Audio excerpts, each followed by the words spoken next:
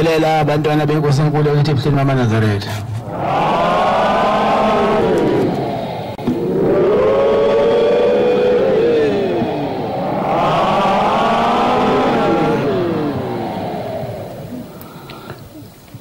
Sizovula inkonzo yethu yenamashu isihlabelelo samakhulu amashumi amabili nane 224. Sicela uMshumayeli Mkhwanazi waseKhumbula-ke sihole ngalesihlabelelo Nkosi Mbusisi.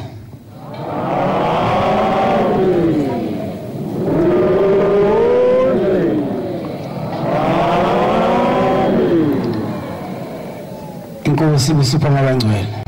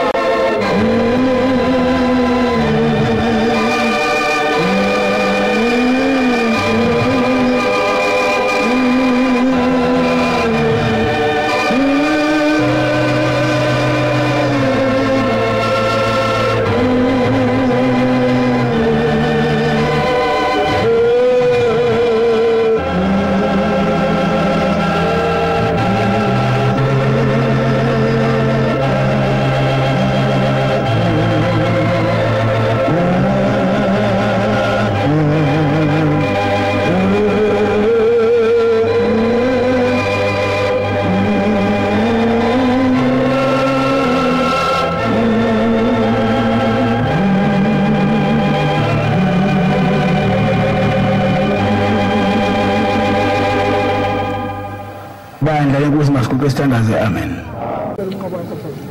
Amen.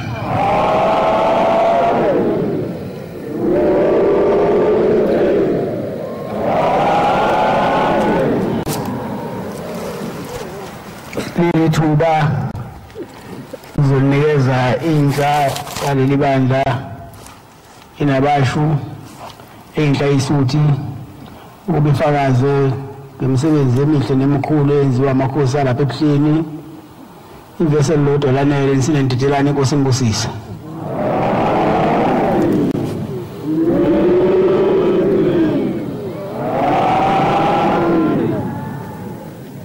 Ngiyakhetha inkosi enkulu yasebuhleni bamaNazaretha. Kusamakhosi nyazulezulu siyabonga lolu thando olujulile osipha lona ukuthi singabantwana uthi asiguqe phambi kwakho. Nyazulezulu kusamakhosi maNazaretha ingcwele umshumayeli umkhwanazo asikhumbulake. Amen. Kwampunyoni silapha phambi kwakho Nkosi yamakhosi ngoba kukho lapho esingakhona ngaphandle kwaphambi kwakho. Kube kukhona ngabe sikhona sikho la. Nkosi yamakhosi sila ngoba singabantwana abancane usikhombisile ubuNkulunkulu bakho. Ngolunye usuku ubize umfana waGumede wakhuluma naye umbuza ngempilo ayiphilayo. Uthi lo mfana waGumede nyazulezulu mekhuluma nawe Nkosi yamakhosi uthi shembe ngiyafunda euniversity kodwa imali anginayo. Ithi Nkosi yamakhosi unyazulezulu kodwa ngizokwenza njani ngoba ngifuni intandane ihlupheke. Uthi lalela mfana waGumede ngizokwenza uphase kakhulu ngamalengiso khona uzothola umfundaze. Lo Nkulunkulu maNazaretha esinaye akekho ngaphezulu kwakhe ishembo ingcwele uye lo phambi kwethu. Amen. Uthi ngizokunikeza umqondo ozokwenza uphase nangempela lo mfana waGumede uphase kakhulu wawuthola umfundaze akasenayo inkinga yokufunda. Nkosi yamakhosi kukodwa sizokucela ngalo July umoya wakho. Noma singabe nemfundo noma singabe nemali noma singabe nezikhundla ezinkulu kodwa masingenawo umoya wakho kuyizeleze. Umoya wakho Nkosi uyosondeza kuwe. Umoya wakho ukwenza sikwazi ukubona abantu abanomoya omubi. Silapha Nkosi sitshelile ukuthi lwakho uthando ludlule kamama ethanda ingane yakhe. Amen. Eyigeze igcobe igqokise ifunza kodwa khona lapha enza khona ungathembeki enganeni yakhe kodwa yena uNkulunkulu engcwele akazi ukwenza ungathembeki kithi. Silapha Nkosi yamakhosi sizobabaza uthando sinika lona singabantwana. Ngonyaka odlule besininga ungutshele sekhunde eMpumalanga kaDisemba sibone Nkosi usithanda waziwakhipha ngisho imoto zakho zithwala abantwana bamaNazaretha beya engqungutheleni yenabatshu. Nkosi yamakhosi njoba sila Nkosi sithenjisiwe ukuthi inabatshu isondeza abantwana kushembe ukuze noma behlelwa yini embi noma enhle ibathole beseduze kwakho. Ngicela ukubonga Nkosi yamakhosi abagcotshwa osiphe bona ababevuka beseka umsebenzi wakho. Ikakhulukazi ngicela ukubonga abazali ngoba uyawubona ikwaya seligqokile ilihle stage nolana umgidi umuhle kodwa kusubonke labantwana abasebenzi kodwa abazali bayinikele ukuze basondele kushembe.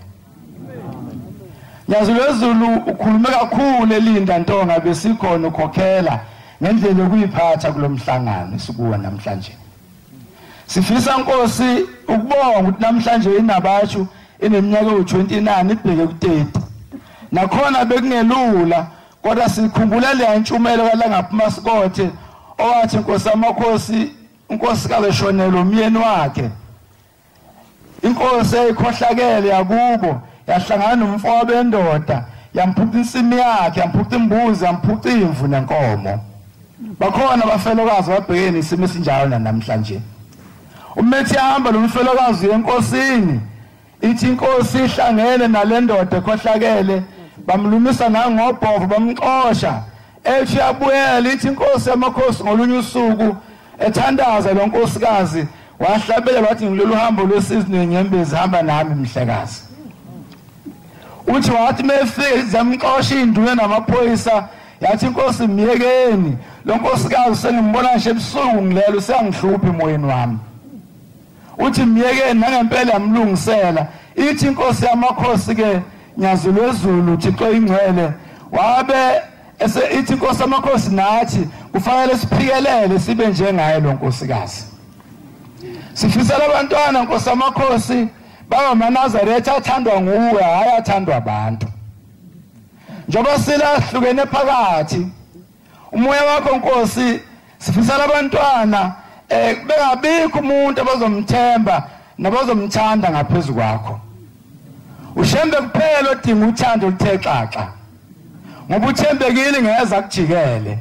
Uma sihambe kahle phambi kwaShembe siyofana naleya nkosazana yakwanene uNazaretheni okwathi siguli ngamathambo. Sokusela amathambo odwa yathumela athambana ngicelela umgido ogcina kuShembe. Anamandla amakhosazana kuleli bandla. Nangempela inkosi la Maskothe yawukhipha umgidi bayivunilisa lenkosazana kuthiwa sengamathamba qale bayigqokisa ingubo kuze babophiqizwe neyihlakala kwafanele beqale befake idwede kuze kubopheke. Zangena esigcawini bafike bayigiqa bayibeka safike zawushaya basinda ngokuphephisa. Abahambe engozini baphunyelwa ukudela balithande lizayo. Kuthiwa zathi mase ifike ekhorasini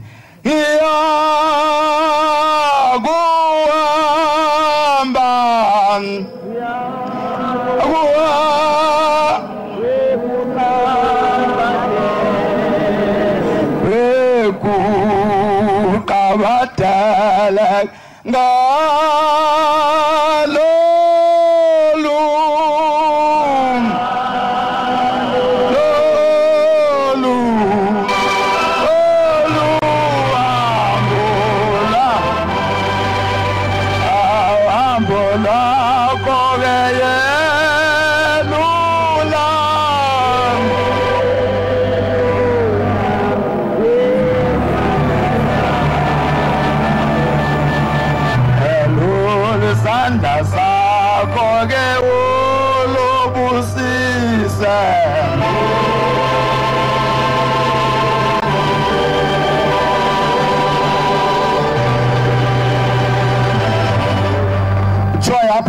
isandla ithi ngumahlombe mzweni ukuthi thini wathi sengiyabonga. Uthi zathi mayibuya seqeda ukulalisa lenkosazana isiqiqi ibeke edokodweni kuthiwa yaphuma uLapha Maskothe ephethe ihepeni ngesandla uthi ihepini ngesilungu ebheke edokodweni lenkosazana kuthiwa ihamba ithi nyaba sinda ngokuphephisa yami ivuma leyo ngoma Nazaretha ingcwele. Kuthiwa yafika aqoshama ngasekhanda lawo lenkosazana yafika lishutheka ihephini ekhanda yathi ngiyabonga nathi siphe ngupho sono sambe kahle nawe ungikhonzele komntungu ngisho amakhosazana amadala. Sifisela abantwana Nkosi yamakhosi babe nenhlonipho kubazali babo. Bangalaleli abantu balalela izwi lakho Nyazulwezulu ngoba leli bandla yikho intando eningi kunentando yakho kuphela Nyazulwezulu. Ngoba nje wasila Nkosi khona abathunywe ukuthi bazokona kuze lo msebenzi wakho onakale ngoba sebenzela abanye abantu kodwa inabashinge yakho Nyazulwezulu ayikho enye ngaphandle legupte kwakho phambi kwakho namhlanje. Sifuna Nkosi yamakhosi labantu libe usize emakhaya. Umuntu aqala kuba indoda esumfana aqala kuba inkosikazi eseyintombazana kuze kushiye ukuthi umuntu othwele lentombi yothola umfazi. Kuze basha badaluse umfana bethu indoda. Nyazulwezulu siyabonga umsebenzi omuhle owenzela abantu abasha lapha ezansi awakhanga isikole wakhe icollege Nyazulwezulu. leli college siyazi ukuthi lisazoduba ligcwele Afrika yonke iziloshangisho phesheya kwezilwandle ngoba asikho isigwili esisaziyo esenzele umsebenzi omuhle wenzele intsha yala ezweni eSouth Africa nyazulu ezulu. Kosamakhosi ngicela ukubonga makhosana kuningi okukhulunyiwe la kwathi impopho izoba mbili kodwa kaze kwenzeke. Uwodwa umpopho okhishwe inkosi uma isimo singavumi sicela ningaphoqi ningawoni umsebenzi kaNkuluNkulu. Uma isimo singaphoqi ungabalwa nayo kubantu abona umsebenzi kaNkuluNkulu ukuze uvikela abakini uvele nengelosi yakho. Kosamakhosi ngiyabonga inkosi kusenekuzwile. Amen.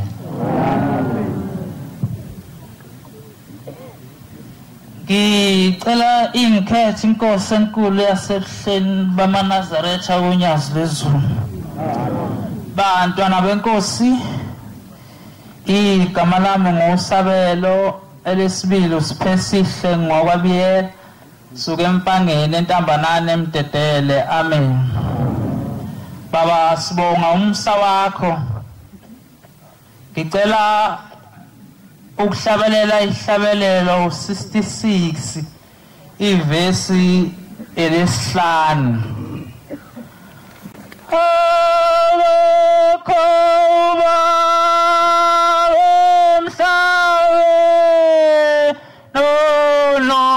Thando olunjengolwakho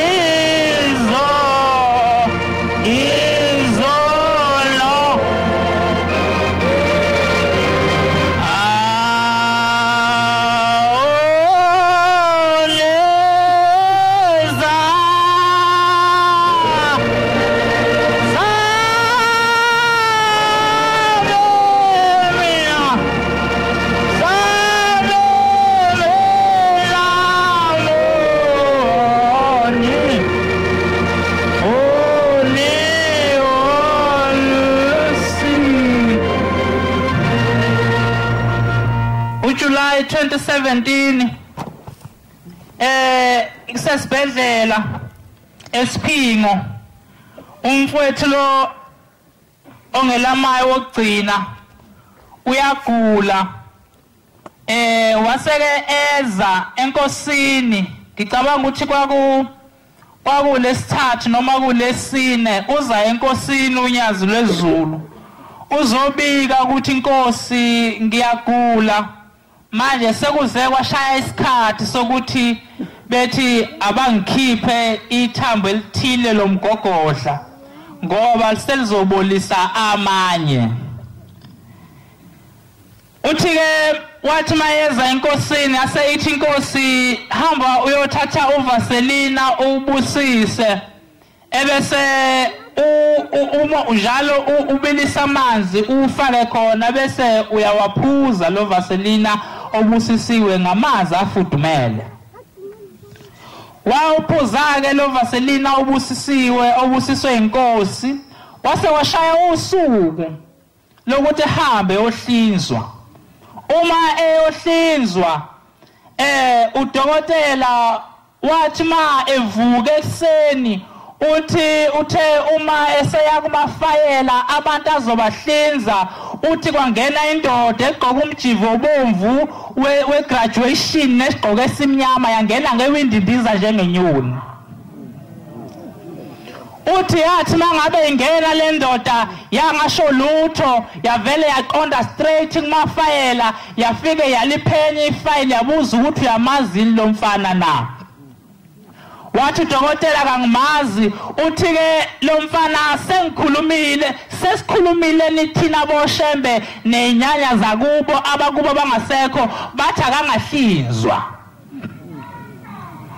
Uthi ke lo dokotela ngathi mangabe ngimbuza lo muntu ukuthi ubani akangitshelanga ukuthi ubani kodwa wathi uma umhlinza umsebenzi uzokuphelela and ngeke uphinde usebenze.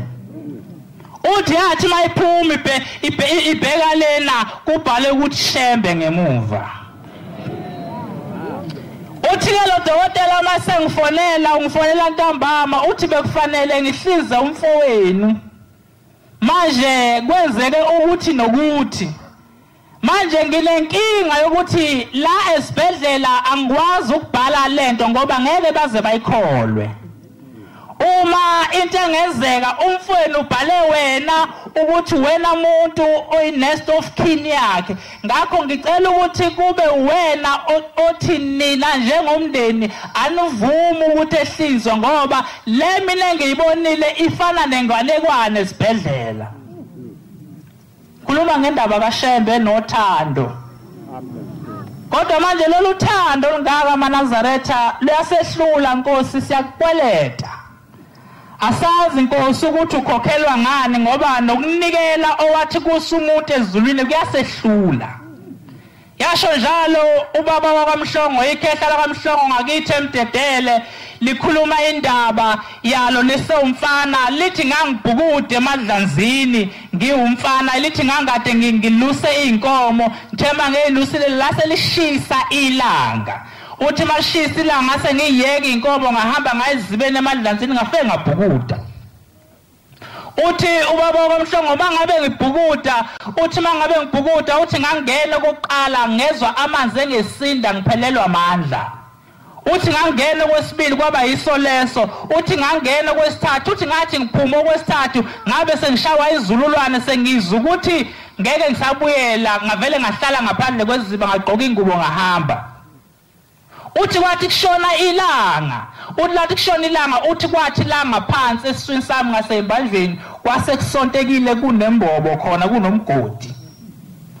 Uthi mangabe kwashaya isikhathi ngakhula kwase kufika inkosi ilanga emzini wasemkhayideni uthi yathi mangabe ifika inkosi ilanga uthi sathi siyonikela sikulayini uthi yashintsha inkosi ilanga yathi wemfana kaMhlongo ngicela u20 wami. Uthi yathi wemfana kaMhlongo ngicela u20 wami uthi baze bangibuka abantu bathi sondela hamba enkosini uthi yathi mayifika yathi mfana kaMhlongo ngicela u20 wami. Uthi ngathi ngisaxabeke kanjalo uthi yasithi inkosi khona la kuwe nembanjweni zakho. Uthi ngathi ngithi ngiyachaza ukuthi inkosi yamakhosi ngabhukude ezibeni kanje yathi lalela ke mfana kaMhlongo wena wabhukude ezibeni sasinenyoka. Uthi ngesikhathi ungena kokuqala uthi inyoka yathi yakushaya uthi thina boshembe saphosa iminikelo yakho wayinikele kuphakameni yangabe sakushaya sathenga umphefumulo wakho.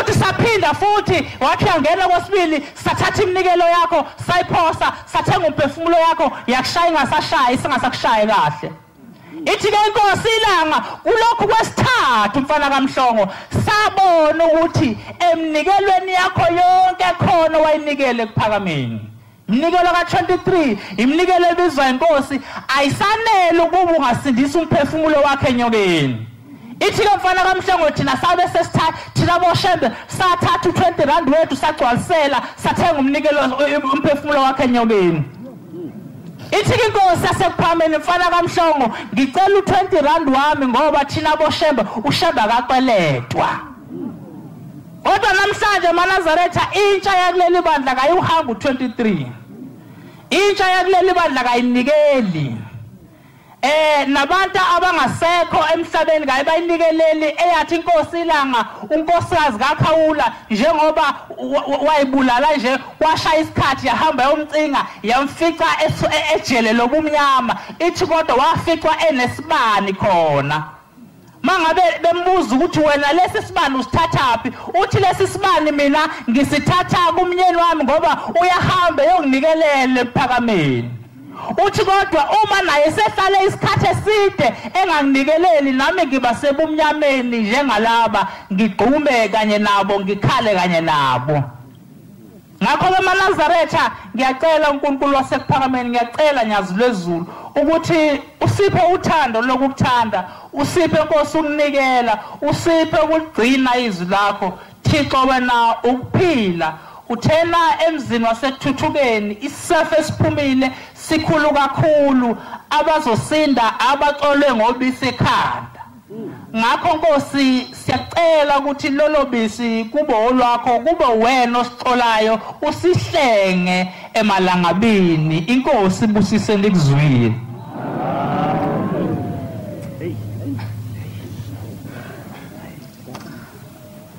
Baba Nkosi yamakhosi lo khulumayo ufikana kaHlongwa eintabeni zasemthwalume kodwa ke ngokuzama iparish baba sengise Adams etempeleni iPhumlani Temple ngaphansi kaMshumayeli uMkhize amen njengoba ngiguqela aManazaretha ngumsebenzi kaShembe fanele ngabe angiguqile la kodwa ngiguqe ngoba uShembe wathenga umphefumulo wami amen isihlabelelo bengizothi ngiswele imlomo engakubonga ngayo kodwa Nkosi uvalo lude cela Nkosi lehlise kancane nje 2018 ngonyaka odlule February 20 bekulwesibili isikhathi kwaku2:00 ekseni eNgcobo Eastern Cape kwangena igebengu epolice station zabulala wonke amaphoyisa ekhona kuleyo shift esebenza kwakukhona nesosha kamakhelwane laphuma lathi liyalunguza lizobheka qhuma ibhamu kanti abenzi bokuba badlula ngakulomgaqo basebelibulala nabo kwabe lesithupha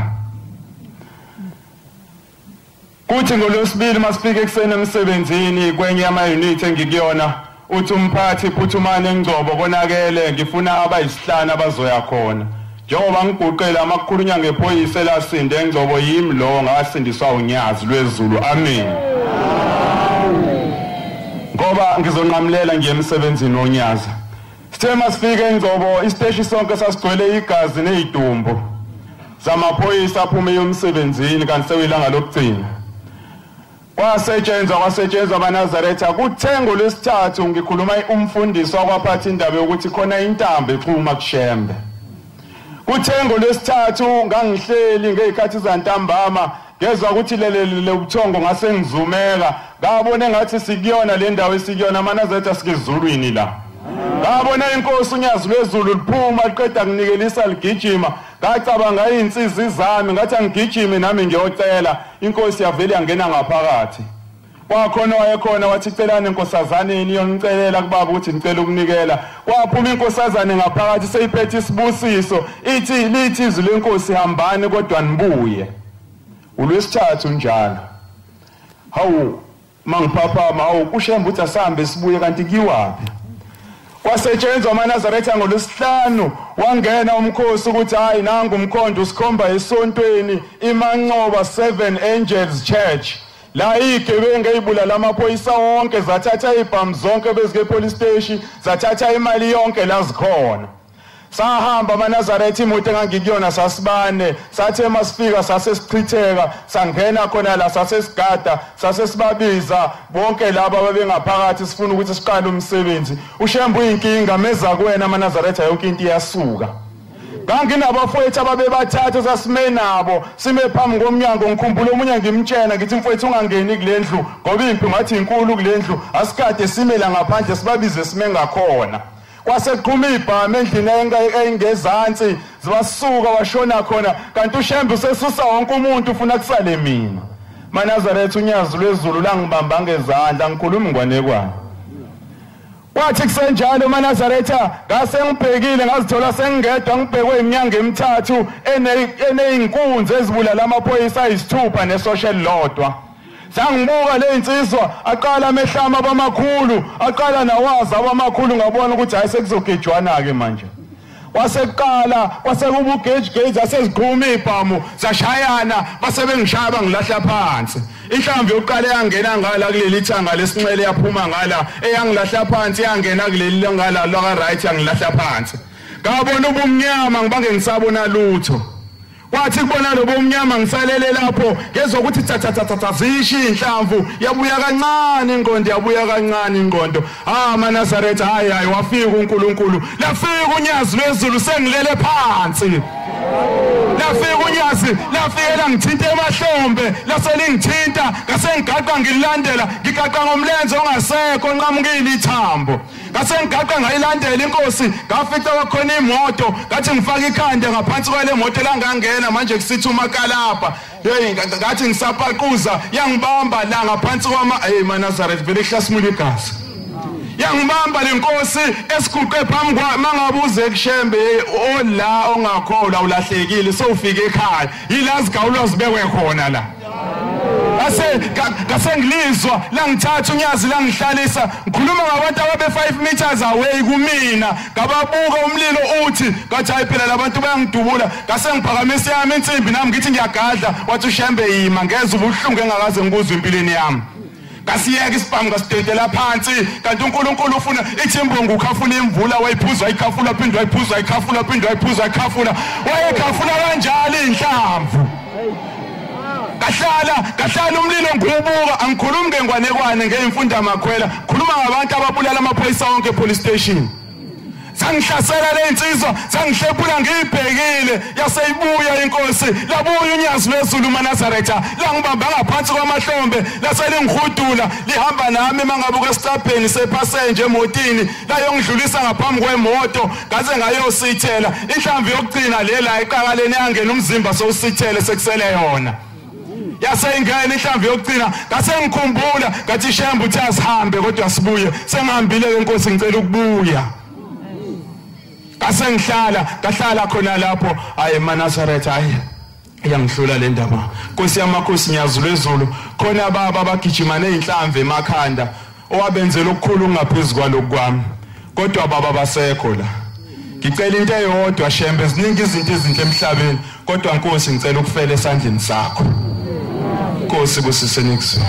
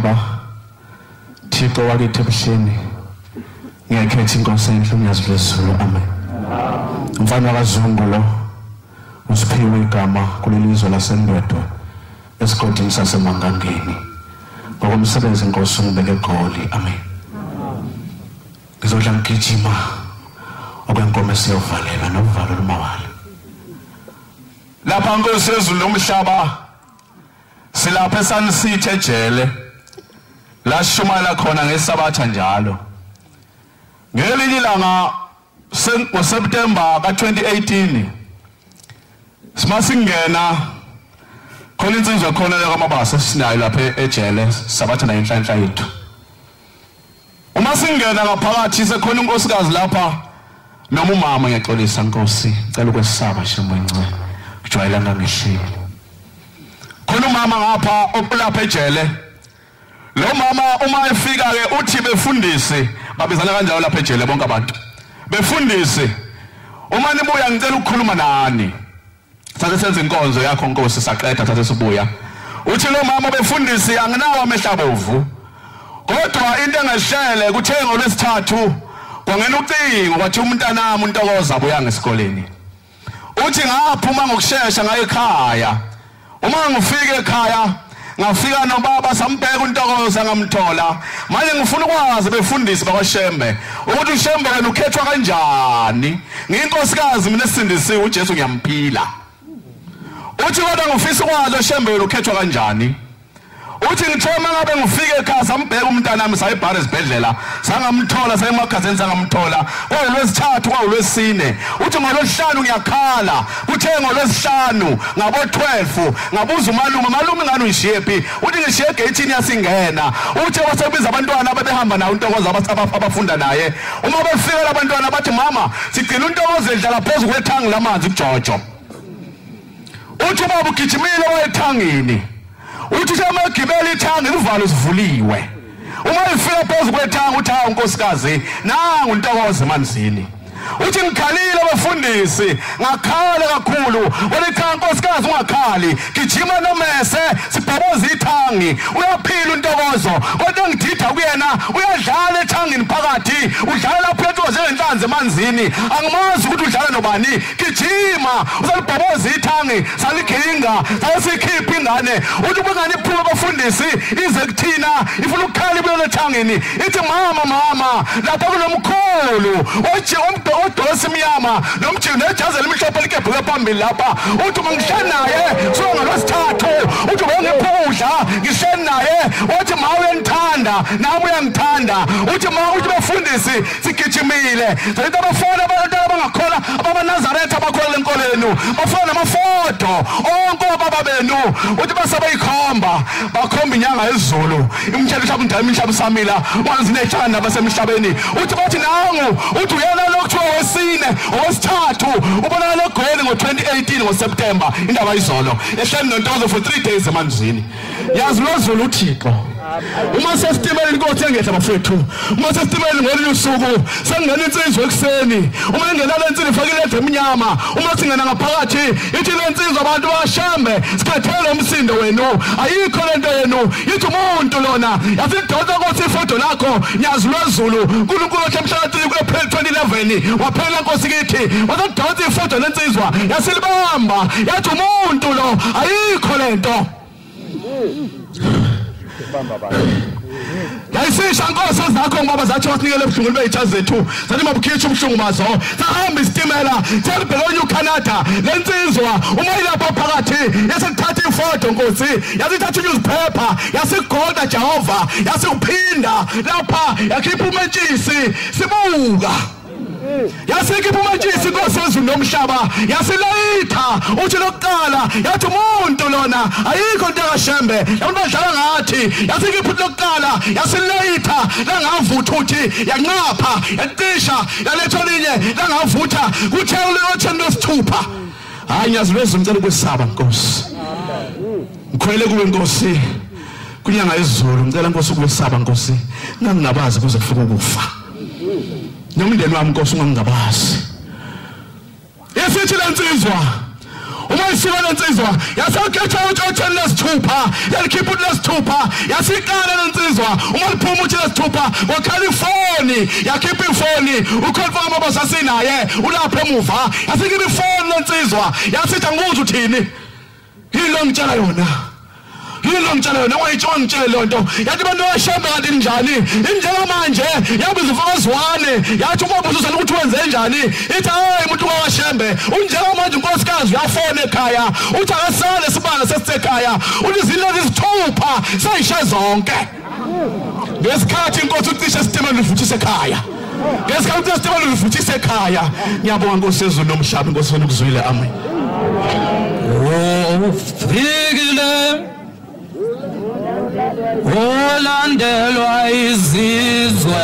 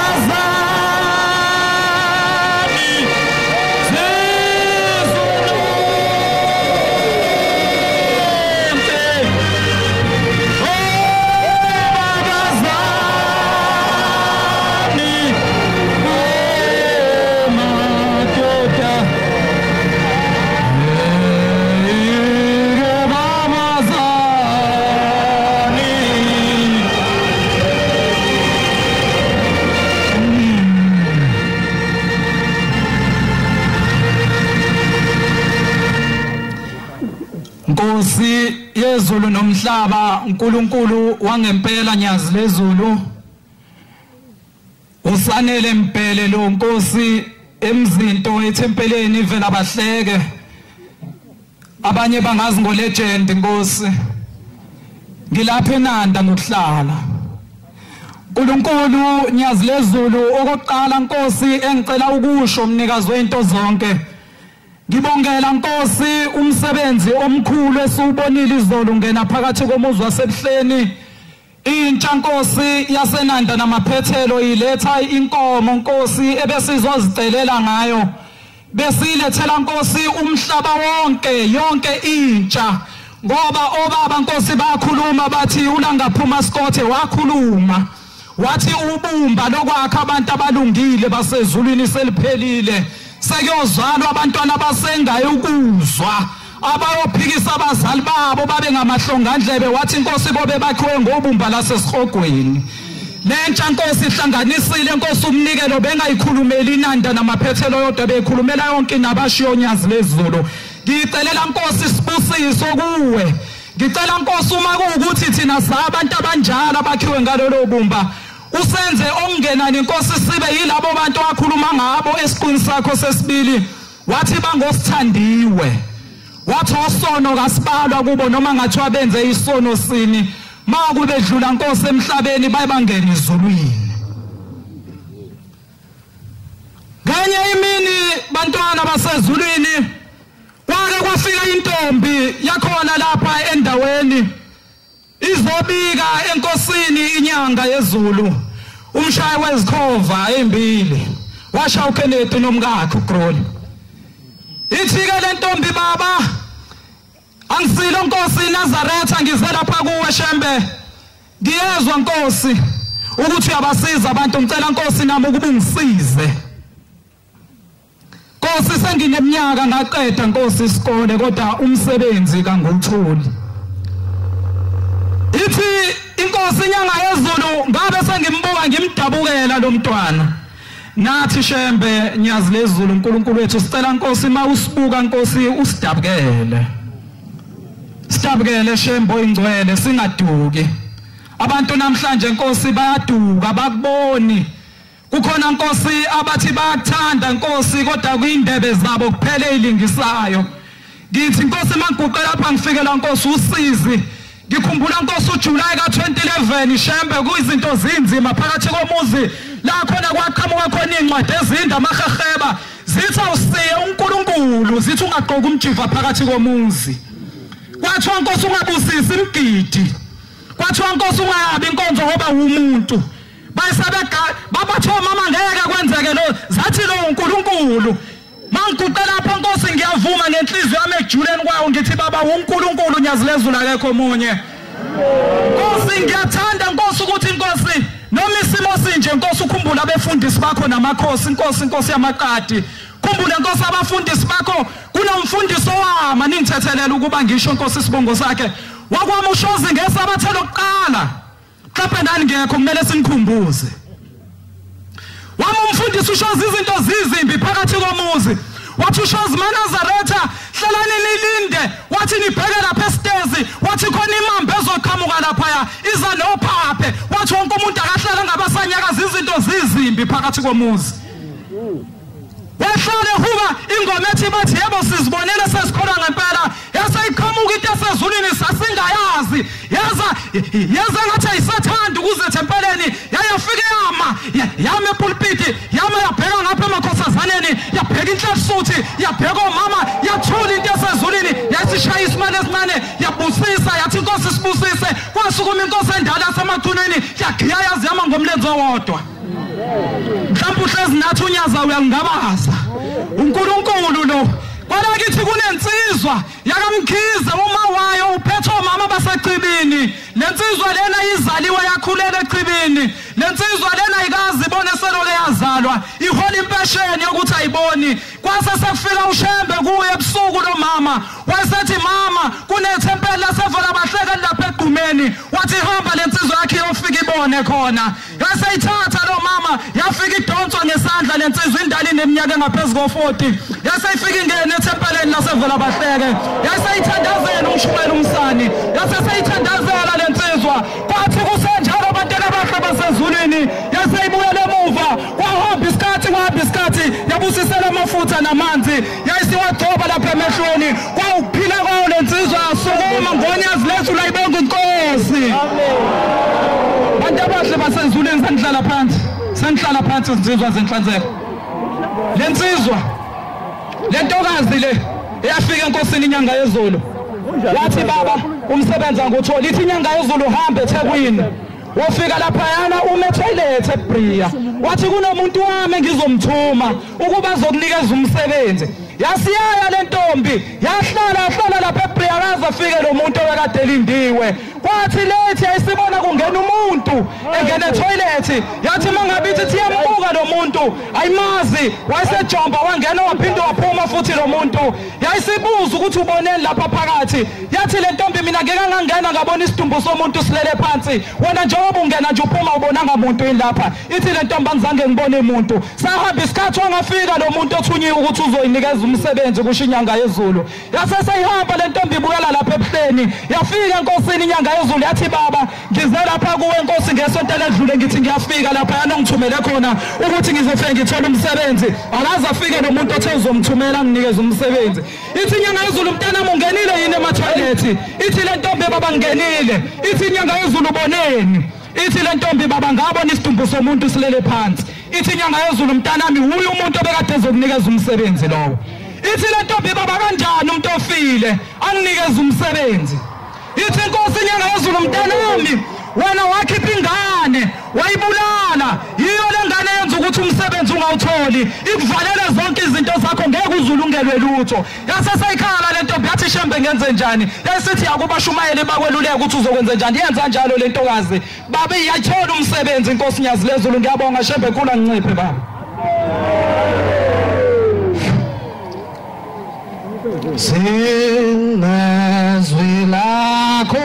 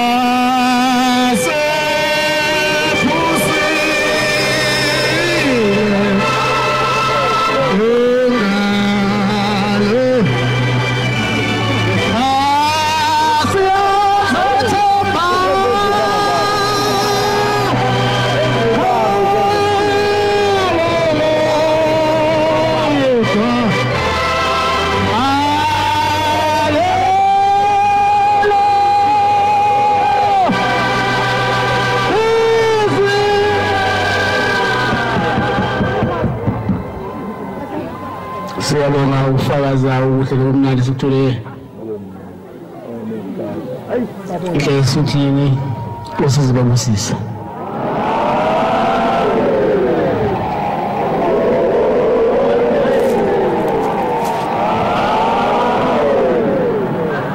izovala inkonzo yethu yamanje ngesihlabelelo samakhulu 215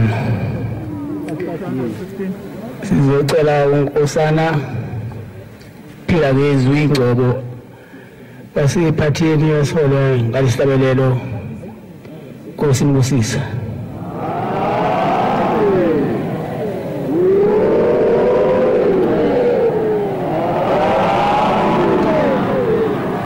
Nkosi kuthipha ngengcwele